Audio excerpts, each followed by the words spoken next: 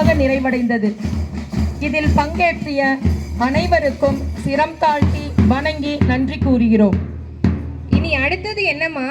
அடுத்தது என்ன? கலை நிகழ்ச்சி தான். Welcome to our annual sports day, a celebration of energy, determination and the true spirit of winning is special, but the greatest victory comes when we work together. Every pass, every cheer, every helping hand reminds us that no one succeeds alone. United by one goal, we become stronger, wiser and unstoppable.